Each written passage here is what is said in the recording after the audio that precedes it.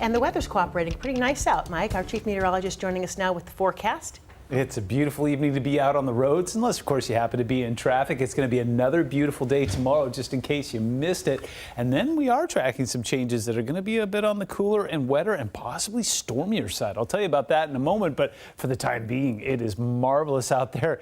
Look at this. We've only shaved about 7 degrees off of what we achieved today. We were in the low 70s today, still holding on to some mid 60s right now. Wind coming in from the south-southwest about 10 miles an hour. I'll tell you why in just a moment, but let me show you SeaTac where traffic has cleared considerably. About an hour ago, it was thick there, but that's not the big story. The big story is this. 70 was the official high today at SeaTac. Quick math telling you that was 7 degrees above average. We were even 4 degrees above average in the overnights as well. Nowhere near the record of 87, and that sunset at 8:22 was glorious tonight. High temperatures across the region were fantastic. We had some 60s and 70s up and down Puget Sound, some 60s along the coast, and it was toasty off towards the east there. 82 in Wenatchee, 83 the high today in Ellensburg.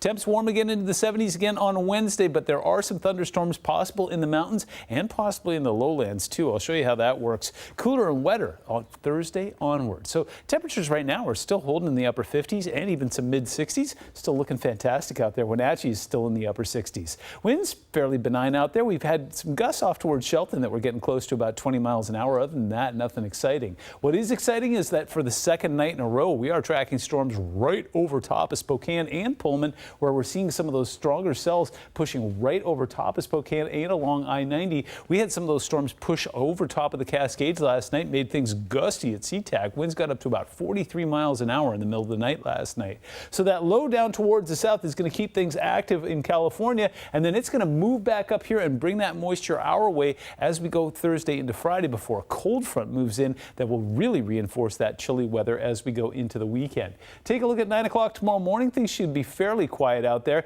but then we are tracking the potential for some evening storms to pop up down towards our southern counties, and then that should taper off by about 11 p.m. Fast forward to 9 a.m. on Thursday, we'll be tracking some showers off the coast, but there's more where that came from. In fact, by the time we get into the afternoon, it could be downright stormy along the coast. We're going to watch that very closely. Get to about Thursday evening, we're going to be continuing to track some of that motion that'll come through, and it's going to make it wet and possibly stormy in the lower elevations on Friday. 7-day forecast shows one more day in the 70s, back into the 60s on Thursday, and then 50s through the weekend into next week.